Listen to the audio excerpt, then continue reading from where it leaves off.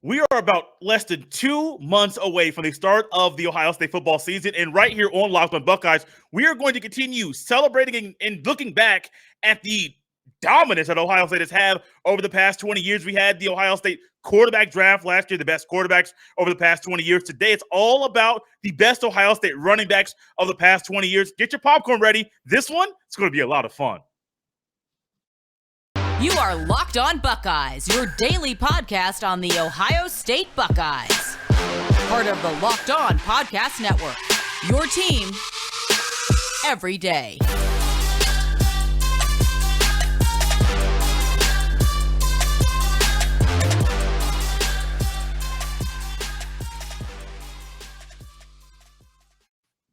What is up, Buckeye fans? Welcome back to another episode of Locked on Buckeyes, part of Locked on Podcast Network. I'm your host, Jay Stevens, also the host of the Jay Stevens Podcast. It is Friday, July 15th in the year 2022, and today's episode is brought to you by BetOnline. BetOnline has you covered this season with more props, odds, and lines than ever before. BetOnline, where the game starts. You see him on the screen. If you're watching us on YouTube, it is Mo Murphy from the Up in Flames podcast, the Off the Ball Network. Mo is back. And there's only one person that I want on the show today to do a draft about the best, the amazing running backs Ohio State has had over the past 20 years. It is my man, Mo Murphy. Yo, what's going on, Jay? I'm so happy to be back. Like, when you hit me up to get on the show, I'm like, yeah, no problem. Like, if I had a busy schedule, I clear the schedule. I always love getting on Locked on Buckeyes, let alone doing a fun little, we don't have to analyze a win or loss this week. We just get to have a fun little draft and kind of enjoy our time growing up watching some of these running backs. Man, I was talking to Jeff earlier, and I sent Jeff a text as I was putting my list together as far as what running backs are at least going to be in the running for this draft. And Mo, Jeff said it, you said it, I've said it. Ohio State fans, I say we as fans, we have been spoiled with the amount of literally great running back play and running backs that the Buckeyes have had since over the past 20 years. Since 2002 until now, names such as, and these are guys that will be drafted today, Antonio Pittman, Beanie Wells, Carlos Hyde, Maurice Clarrett, Ezekiell Elliott. We can't forget about the 3-game run Trey Sermon had during the 2020 season. Mo Wells, Boone Herron's another phenomenal running back. The Buckeyes have had really good running back play, and I'm just sitting here trying to figure out how am I going to draft these guys, how am I going to list them and rank them, because all these guys were really good in Columbus. Mm-hmm. Yeah, 100%. Like, we talked about it off air, like trying to kind of cipher who was the best running back of our lifetime. With us really not being old, I didn't see Eddie George at all. I remember him strictly from Tennessee, and I was young when he played for the Titans. But it's like, when you start breaking down positions, though, like, Ohio State fans have been spoiled. And as you're doing this, everybody's going to realize, like, how spoiled we are at almost every position or position group in football over the past 20 years. Like, we've been very spoiled with a lot of talent. And regardless of what they became in the NFL, like, there's some guys who were so great, like, even with the quarterbacks, like a J.T. Baird and a Troy Smith. Like, those guys were elite in college, didn't go on to have any NFL success, but it's like we've been spoiled at almost every position/position group. So I can't wait to do this and go on and listen to everything else that you do over the next coming weeks, because it's going to bring back memories. And that's what I love about shows like this, is like it brings back memories. I remember that. And like I said, I go on YouTube just like you did and go watch highlights just because I wanted to remember how great some of these guys that I had on my list were. So with this draft, well, looking back to last week, if you missed last week's show, it was myself and Jeff Hunt, also from the Off the Ball Network. Jeff and I did an Ohio State quarterback draft, drafting the best quarterbacks in the past 20 years. Today it's running backs. We're also going to touch on wide receivers, D linemen, linebackers, and DBs over the next coming weeks. So make sure to check those out over the next few Fridays. Got a lot of fun stuff coming for you. Celebrating the 20 years of dominance, celebrating the 0-2 national championship winning team, and also getting ready for the week 1 game against the Notre Dame Fighting Irish. This draft goes like this. The guest, whoever it is, this week it is Mo, gets the first pick. Also, there are going to be 3 rounds to the draft. It is a snake draft. So Mo gets the first pick in the first round. I'll get the second pick in the first round, but also the second pick in the first pick in the second round. And at the end of the draft, Mo and I will be able to say who would be our next pick. That is the only time we can pick the same player. So, Mo, the floor is yours. Who is your first pick in the Ohio State Buckeye running back draft, the best running back over the past 20 years? So it's obvious. I'm going the guy who ran us to a national championship, and I'm going Ezekiell Elliott. I'm sure if you pick first, I feel like you might have went that way as well. So let me go ahead and get him off the board because you got the next two picks, so I can't give you that. So I'm going to go Ezekiell Elliott.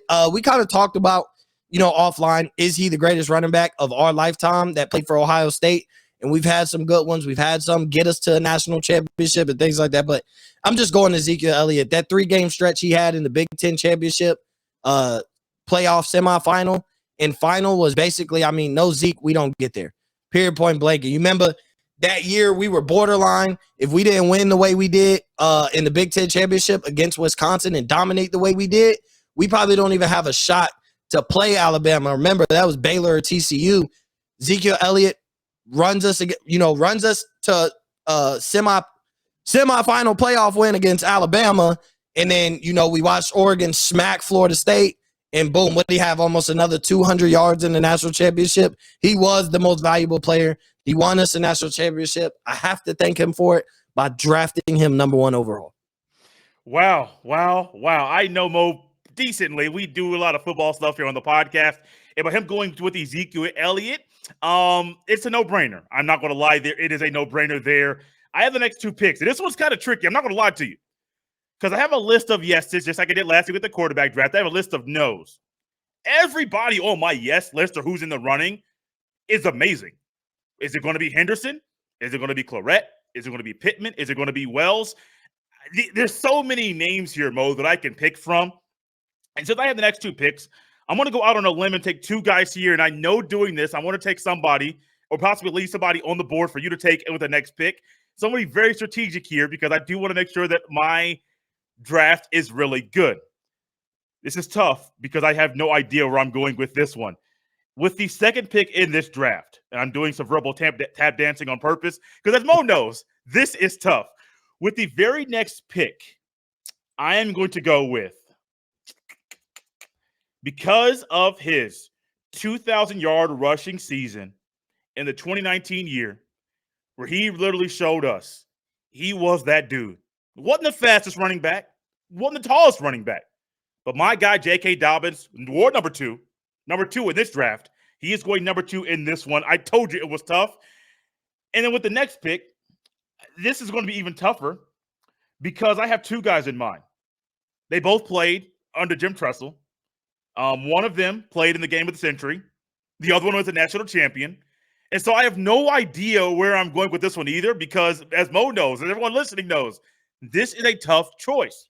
Mm-hmm. And so with the first pick in the second round, as I cross off J.K. Dobbins off of my list, Mo, I'm going with the guy that only played 1 year at Ohio State, 2002.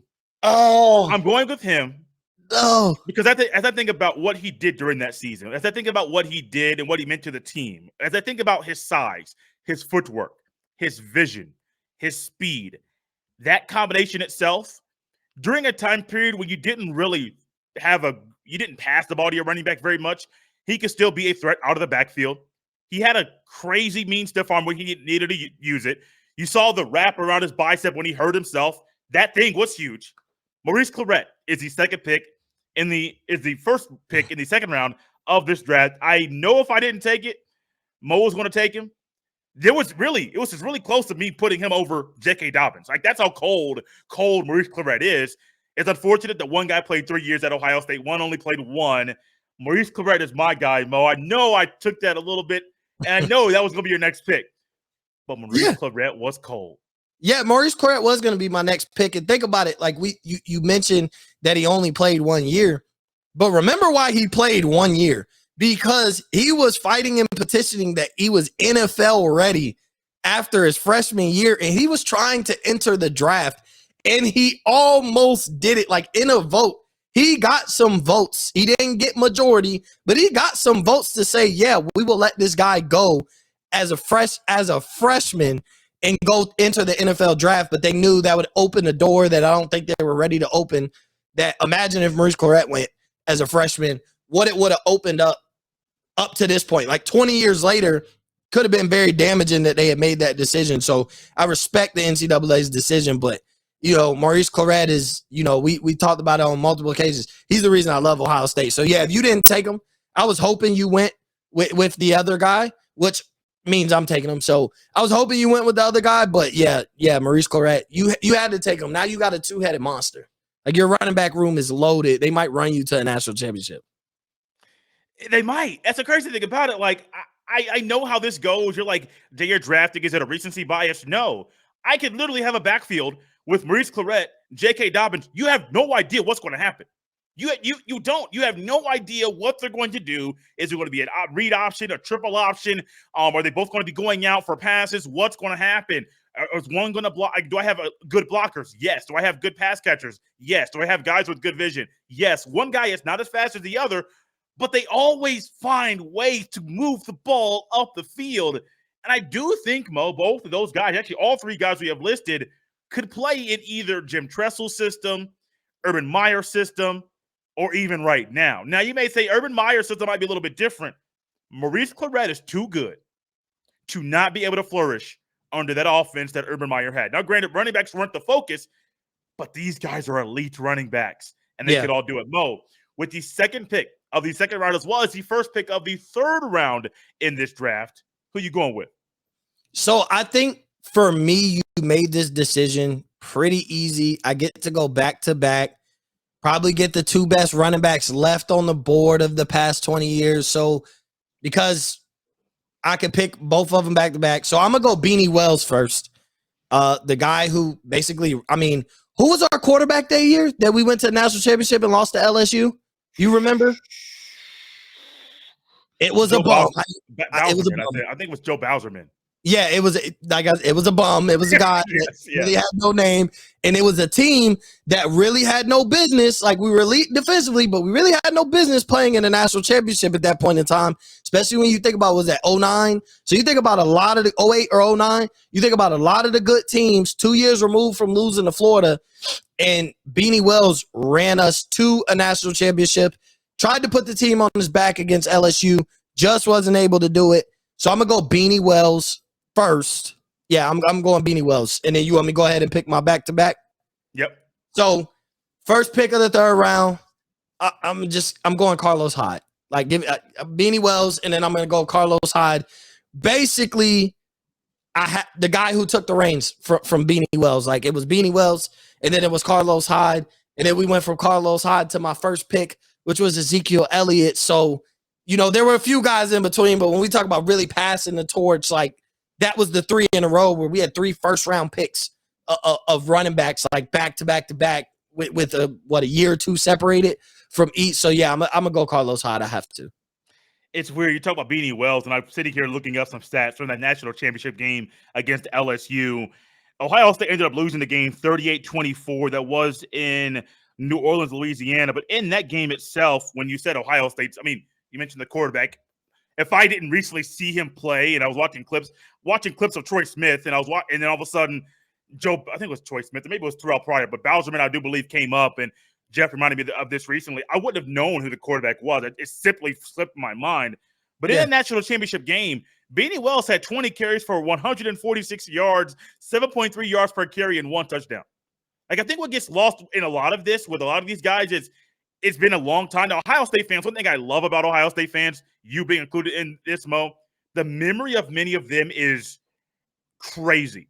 Many people remember recruiting rankings, remember who was a starter, who was the backup, what the rotation was in the game of the century.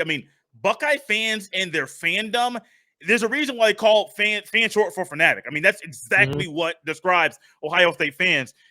And Beanie Wells was one of those guys. He was a fan favorite. Bro, I loved him back then. I loved watching him run the ball. Did. Like, and people who weren't Ohio State fans loved him.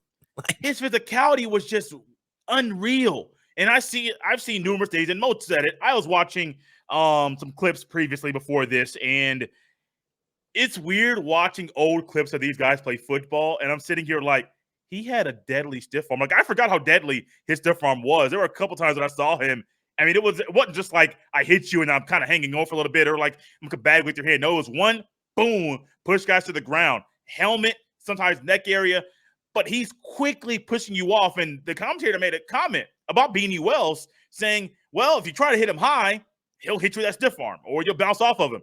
Try to hit him low, you'll get hit with those tree trunks on his legs. Like he was so good. Mm-hmm. And I just love. Imagine him playing now. Like imagine him playing under a Ryan Day offense. Bro, different style of offense, different time period. 200 yards, 30 touchdowns. Like, because we still use the running backs. Like Ohio, especially in college. Like if you're a dominant running back, you will dominate. I mean, we talked about it. We expect a huge year from Henderson. Maybe he hits 2,000. I don't know what the quarterback we have, whether he's going to get that many touches, but maybe he hits 2,000. You talk about the guy from Texas. Like, you still use dominant running backs in the college game.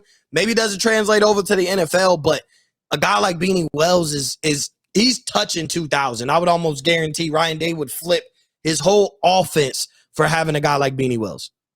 Yes, I have one more pick here. Before we get to my final pick, let's go ahead and do a quick recap of this draft, as I know people at home are taking score and keeping track of what's going on. And I know some of you will hop in the YouTube comment section and say, well, who won the draft? Either Mo won or Jay won. I love that. I love your feedback. I read the comments. Keep them coming. In the draft, the best Ohio State running back over the past 20 years with our guy, Mo Murphy from the Off the Ball Network. First pick, Mo went with Ezekiell Elliott. With the second pick in the first round, I went with J.K. Dobbins. In the first pick of the second round, snake draft here, I got Maurice Clarrett. Second pick of the second round, Mo picked Beanie Wells. First pick of the third round, Mo went with Carlos Hyde. And so, as everybody knows, I said it last week, I said it this week, I have a yes list of guys who can be picked, and I have a no list of guys who will not be picked. My no list is almost just as long as my yes list. Now, some guys on my no list, I'm doing this on purpose. I actually have a good idea about where I'm going. Some guys on my no list, Lido Ross, Brandon Sane, Daniel Boom-Herron, Trey Sermon. And I'm just going to stop there. Master Teague's over there as well. I have some guys over here, Mo. I have 3 guys left on my yes side. 2 of them are more recent. 1 of them played previously. And I don't like to get caught up in recency bias. I absolutely do not. And I have a hard time. You know how hard I am on Ohio State players. You know exactly how hard I am. You say me and Jeff are 2 of the hardest critics you have seen from Ohio State. Yeah. And I think that's accurate. I can't deny that. That's an accurate statement. Like, yes, Jeff and I are pretty tough. You think I'm tough? I talked to Jeff. Jeff might be harder than I am, which is saying a lot. I love Jeff to death, but I've talked to him after wins, and I have this, but we won. Like we've talked on the phone and talked about everything that went wrong, but I have the but we won, and Jeff is like, I don't care. I don't care about the win. I can't even enjoy the rest of my day. I'm not watching football. I'm like, but we won. I don't know. No, I don't want to hear it. Like that's how hardcore Jeff is. Like a win by anything less than 20 is not satisfying to Jeff. Even if we were only 6-point favorites, like in Jeff's mind, that means we better win by 20. If we're 14-point favorites, we better win by 30. Like he's the hardest critic of all critics. One corner could drop an interception and be the difference of winning 49-0 and 42-0. Jeff's like, I'm not satisfied. We should have won 49-0. Now that interception is going to be brought up later down the season. Like Jeff is tough on Ohio State. You're not far from it, though. Like, I've talked to you on Locked On after wins and losses. You are not far from it. You guys are neck and neck. It depends on the Saturday. Depends on how, but y'all are neck and neck with as tough as y'all are. I'll be like, man, lighten up just a little bit. I can't deny it. I can't deny that. I cannot deny it. But this one's tough. This is absolutely tough because one of my biggest knocks about one of the guys on my list is how sometimes the durability aspect of him being on the field is not there. But then Mo reminded me of one play against Minnesota. And there was a screen pass that this young man caught. And all of a sudden, the Red Sea didn't part. It kind of narrowed in. Mm-hmm. He ran right through that thing.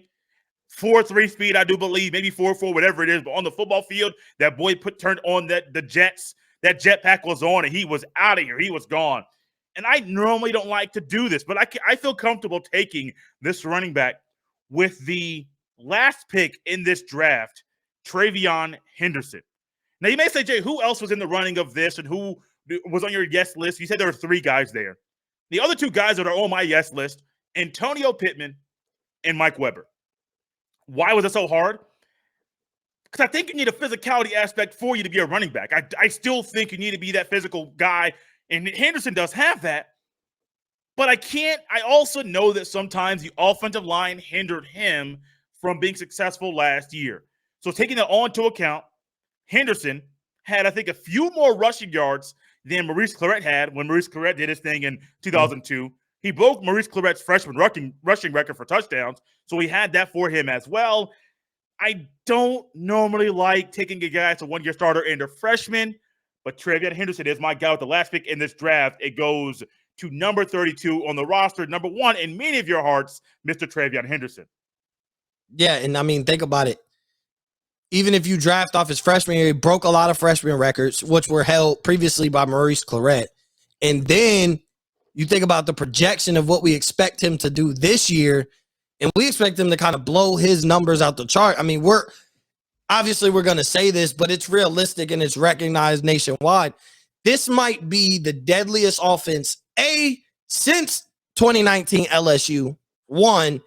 B, there's some people, probably a lot more in Buckeye Nation, but there's some people around the country who think this offense this year could outdo it. And that has everything to do with one of the guys on the team, which is TreVeyon Henderson. So, I mean, we could be witnessing one of the greatest offenses. I say we will witness we could be witnessing the greatest offensive season performance by a team, and that could be led out of the backfield by TreVeyon Henderson. It's crazy, man. Like, it's crazy to think about. And Mo and I are going to wrap this show up here in a second, but I want to take some time just to deal with this really quickly. It's crazy to think about what Ryan Day has done in a short amount of time. When you go back to 2019 LSU, one of the best teams of my lifetime, actually the best team of my lifetime, I still say it. I would even say 2019 LSU is really, really close to 01 Miami, to me and their team. Now, granted, different time period. The Miami team, they were playing different offense and defense than what LSU had. So that'd be a crazy chess match, and to see how those guys did things down there, from Coral Gables to those guys in the Bayou. But I still think those are the 2 teams in my lifetime that have some of the best, that were just some of the best teams. You put those teams together, compile. It was for LSU. Some say it was a one-hit wonder. Miami, it was towards the end of a phenomenal streak of dominance and phenomenal play from the 80s, the 90s, and then really the early 2000s, where things kind of fizzled off. And then you got 2020 Alabama, which I think really gets lost in the sauce about how good that team was. You may not like Mac Jones. I love Devonta Smith. I love Najee Harris. Their offensive line had numerous NFL players on it. Defensively, my goodness. I mean, those teams were loaded. But this offense, man, it can. I know, and we can't say it will. I won't say it will. It can possibly be up there with those 2 teams there. And I am very, very nervous. Not say nervous. I'm interested to see what happens. Not just against Notre Dame, but then the rest of the year to see how the offense does. Because as we have more to do here at the show, the Buckeyes are talented. Mm-hmm. I think Henderson is a big piece of that. Now, granted, he does have Mayan Williams behind him. But if you have a 2-headed monster, and both those guys are A+, bringing their A game every single day, every single night, any given Saturday, either one can give you 102 touchdowns. That's hard to stop, man. That's really hard to stop. Yeah, I mean, and then, you're going to cover the wide receivers at some point down the line. But I'm like, the only thing that scares me is our offense so good that it messes us up sometimes. Like, do they go out there and know they're going to be so dominant that they don't play their A game because they might look at a team and feel like, I don't got to play that hard today. So-and-so got it. But the next guy thinking the same thing, like JSN, like I ain't got to put up 200 yards because Marvin Harrison Jr. handle that for me or whatever, Emeka Ibuka. So it's the only thing going into this season is we are so good, and I'm giving the benefit of the doubt. 1, that we have a new defensive coordinator, but 2, the flashes from the freshmen and sophomores that we seen last year, like the flashes of Denzel Burke and Martinez, like the flashes of our secondary and even our defensive line, Jack Sawyer being another year older, like that's what has me excited because I'm like, if the flashes of greatness that we've seen from those guys and they take a step up and it's not just flashes and consistently, I mean, you're talking about arguably top 10 to 15 most talented defense, talent-wise, and you're talking about top 2, maybe not even 2, but top 2. I think Texas is going to be up there. I can't count out Bama, so we'll say a top 3 offense, top 15 defense. It's a recipe for a national championship. Like, I really see no reason, Jay, why we are not at the very least playing in the national championship this year. And that's why I can't wait for these next 2 months to speed by, because I think kickoff against Notre Dame is the start of our way back to the national championship. Man, this is why I love having Mo on the podcast. Mo can get you hype about anything. But when it comes to Ohio State football, it's another level. And I love having Mo on. Mo, if you could do a couple things for me very quickly as you wrap up the show. Who would be your next pick? And remember, guys, this is the only time Mo and I can have the same player. Who would have been your next pick in this draft? And also let everyone know where they can follow you on Twitter and then where they can catch your podcast as well. Yeah, so my next pick would have been Antonio Pittman. That's where I would have went with there. But yeah, you can follow me at Mo_Cheese15 on Twitter, at Up in Flames Pod on Instagram. We're promoting TikTok now. So at Mo_Cheese15 on TikTok. You can listen to Up in Flames anywhere you get your podcast, Apple, Spotify. I try and do good with the YouTube, but I really don't. Like, I don't do the greatest with YouTube. So the audio is always out. Sometimes the YouTube version, but at the same time, like, I think people are more apt to listen to me while riding in their car, working out or something, as opposed to sitting on the couch and just looking at my face for an hour. So that's why I don't care too much. But yeah, follow me on all those. And Jay, once again, I appreciate you for having me on. Mo Murphy is always fun. Guys, I will tell you this. I do hope to have Mo on numerous times during the season and maybe once or twice prior to the season starting. I know it's the middle of July. There's a few more days and weeks between now and September 3rd. Hopefully we can get my guy Mo Murphy back on the show. Guys, my next pick would have also been Antonio Pittman. Watch his game film. Look at his stats if you want to. But I encourage you to go watch the tape. This guy was a dog. You can follow me on Twitter at jstevens07. Send all of your emails to jstevens317@gmail.com. 2 positions down. Wide receivers are coming up next week. Who will be the first pick next week in the Ohio State wide receiver draft, the best receiver over the past 20 years? Come back next Friday to find out. For this Friday, that's Mo Murphy from the Up in Flames podcast, the Off the Ball Network. I am Jay Stevens, the host of this here podcast. We're out of here. I hope everyone enjoys your weekend.